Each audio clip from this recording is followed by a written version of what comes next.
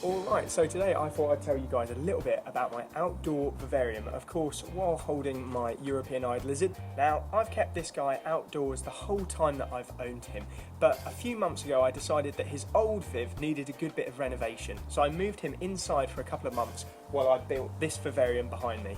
I ripped up his old enclosure, dug down and put in a few solid foundations, built up a brick wall and put a cold frame over the top of it. Before all the soil gets put in, there's a few additional features that need to be added. One is this black tubing which has holes cut down the length of it. I'll get back to that in a bit. The next are these polystyrene boxes that have these large pieces of piping going into them. These are very, very important. They're known as hibernaculums and they're where this guy is going to be spending the winter months.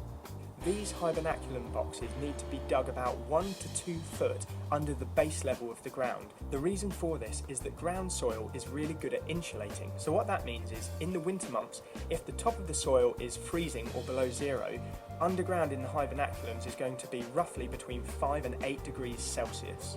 Now, I said we get back to that black tubing, didn't I, that I put underground before the hibernaculums go in. This is what's known as a fail-safe.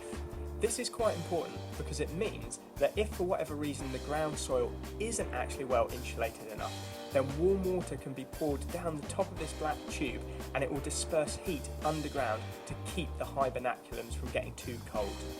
In theory, you should never have to use this because the ground soil should be insulating enough, but it's always good to have a fail-safe in place just in case there's a particularly cold winter.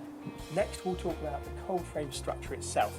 Now, instead of there being glass, this cold frame actually has UV penetrating perspex.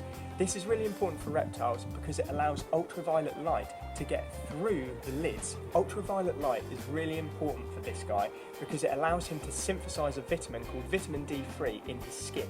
Ideally, you want your outdoor reptile enclosure to be receiving full sunlight for at least half the day, if not all of the day. Because it's very similar to a greenhouse, the cold frame is often a lot warmer indoors than the surrounding outdoor temperature. For example, today the air temperature here is 17 degrees, but in the cold frame I can see that the ambient air temperature is actually 28 degrees. The final thing to do is to build up a couple of large banks of soil and rock that can be used as basking spots, and then finally decorate it with a good few plants.